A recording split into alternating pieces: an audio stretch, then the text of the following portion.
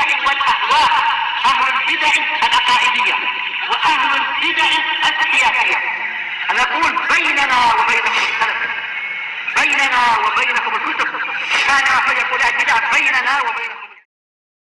Imam Nawawi rahimahullahu ta'ala. Al-haditsul rabi' an Abi Hurairah radhiyallahu anhu anin Nabiy sallallahu alaihi wasallam qala yadkhulul jannata aqwamun afidatuhum mithlu afidatit thair, rawahu Muslim. Akan masuk surga orang-orang, aqwam bukan hanya orang sedikit tapi banyak, yang hati mereka itu seperti hati burung. Afidah jamak dari fuad, thair jamak dari thair. Taib.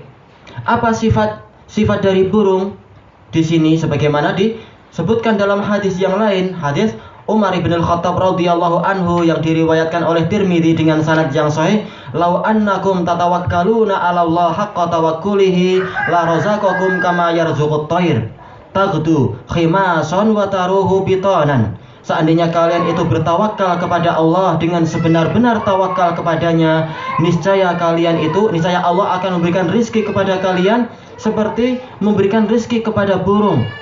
Yaitu apa? Dia berangkat di waktu pagi dalam keadaan lapar dan pulang dalam keadaan kenyang. Bahkan bukan sekedar kenyang, tapi apa? Yaitu bitonan. Wow, perutnya sampai buncit. Bukan sekedar kenyang saja, tapi perutnya sampai buncit. Beda dengan yang pertama, khimason. Khimason artinya lapar. Ternyata bukan hanya dibuat kenyang, tapi sampai buncit. Oh, itu seandainya tawakalnya seperti tawakal burung. Ini menunjukkan faedahnya adalah apa? Bahwasanya burung itu memiliki ketawakalan yang tinggi kepada Allah. Makanya Rasulullah Shallallahu Alaihi Wasallam mengaitkan dengan itu, menjadikan itu sebagai permisalan dalam bentuk apa? Bentuk pujian. Menunjukkan burung itu dia punya ketawakalan yang tinggi kepada Allah Subhanahu wa Ta'ala. Padahal siapa yang lebih pandai mencari rizki? Manusia jelas lebih pandai, akalnya lebih kuat, dan juga fasilitasnya lebih banyak. Sementara burung sekedar berjalan sesuai dengan instingnya, terbang sesuai dengan instingnya dan sebagainya. Itu pun ternyata Allah Ta'ala telah memberikan jaminan rizki kepada makhluk-makhluk tersebut. Tayyib.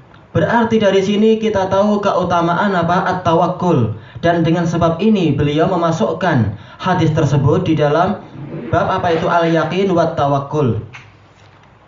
Yaitu bahwasanya orang-orang yang bertawakal kepada Allah maka dia akan dimasukkan ke dalam surga. Untuk hadis yang ini, untuk hadis yang kita sebutkan tadi, dia itu akan dijamin rizkinya oleh Allah Subhanahu wa Ta'ala. Sebagaimana dalam ayat yang telah kita lewati, wa may yatawakkal 'alallah fa huwa hasbuh.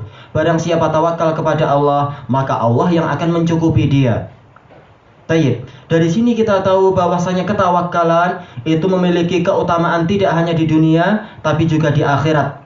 Di dunia rizkinya dicukupi, bahkan melebihi apa yang kita usahakan.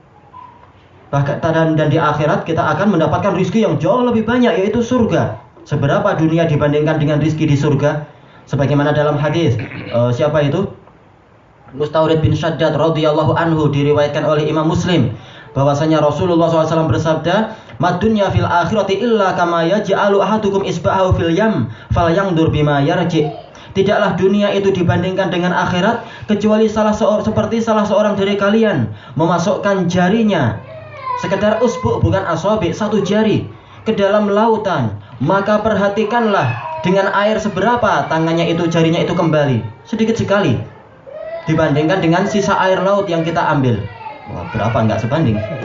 Maka ini menunjukkan betapa rendahnya dunia itu dibandingkan dengan akhirat. Maka di sini ada gambaran bahwasanya hendaknya manusia itu tidak hanya pandangan matanya itu tertuju kepada dunia, tapi hendaknya melebihi dari itu semua.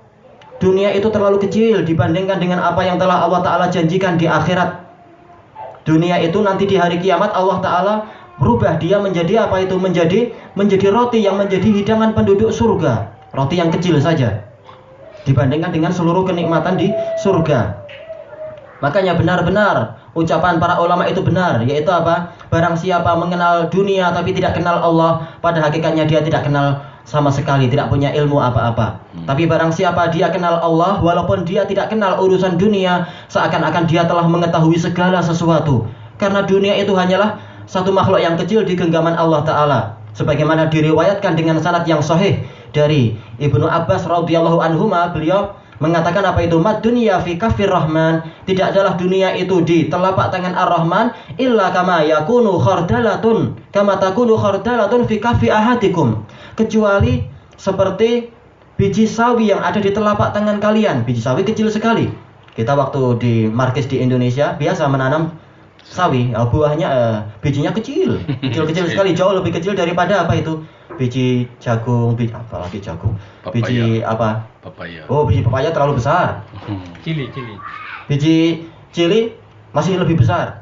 Sementara apa? Biji sawi itu jauh lebih kecil. Ternyata dunia cuma sekecil itu. Sementara surga yang Allah Ta'ala janjikan kepada kita itu, Allah Ta'ala muliakan dengan sebesar-besarnya. Maka dari sini kita tahu bahwasanya orang-orang yang setia kepada Allah dan tawakal kepadanya di dunia tidak akan dia itu mati kelaparan. Allah telah menjamin rizkinya. Dan di akhirat dia akan mendapatkan rizki yang jauh lebih besar daripada apa yang telah dia dapatkan di dunia itu. Tayyib. Dan dari hadis ini kita mendapatkan faedah seperti yang disebutkan oleh para ulama pensyarah, jawazu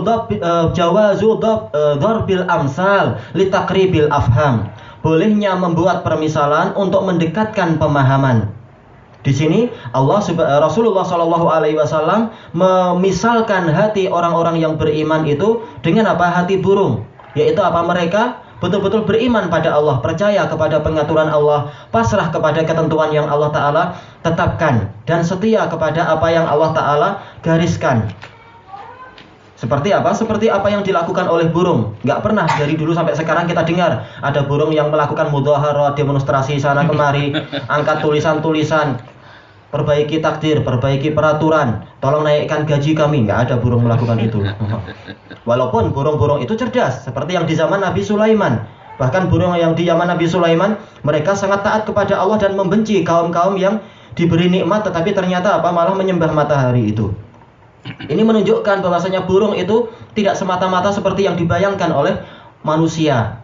Sekedar apa? Makhluk yang tidak punya akal, kemudian ya sudah, tidak paham ini itu. Bahkan mereka semua adalah apa? Adalah umat-umat yang beribadah kepada Allah, yang kalau Allah Ta'ala beri akal, ternyata mereka adalah orang-orang makhluk-makhluk yang bertakwa. Wa ma min dabbatin fil ardi wala ta'ir yatiru bi janahi illa umamun amsalukum. Dan tidaklah satu binatang pun yang melata di bumi ataupun burung yang mengepakkan sayapnya di langit kecuali dia adalah umat seperti kalian. Semuanya mendapatkan apa? Mendapatkan bagian dari rizki dan mendapatkan bagian untuk apa? Beribadah kepada Allah. Walaupun jelas taklif kita taklif kepada orang yang berakal, makhluk yang berakal. Baik. Disebutkan di dalam syarah Imam Nawawi di sini, syarah catatan kakinya itu, syarah kalimatnya, qila ma'nahu mutawakkilun. Maknanya adalah orang-orang yang bertawakal, wa qila qulubuhum raqiqah. Dikatakan hati mereka adalah lembut. Dua-duanya benar, karena terlalu banyak hadis yang menunjukkan apa? Keutamaan orang yang hatinya lembut. Hanya saja apa? Hanya saja sebagaimana dijelaskan oleh Imam Ibnul Qayyim rahimahullahu ta'ala di dalam kitab beliau Syifa'ul Alil, bahwasanya ahadits Rasulullah SAW yubayyinu ba'duhu ba'dah. Hadis-hadis Rasulullah SAW itu sebagiannya menjelaskan sebagian yang lain. Maka manakala hadis ini telah dijelaskan oleh hadis Umar bin Khattab, maka yang lebih dekat maknanya adalah apa? Orang-orang yang bertawakal. Baik, ilahuna wallahu ta'ala a'lam.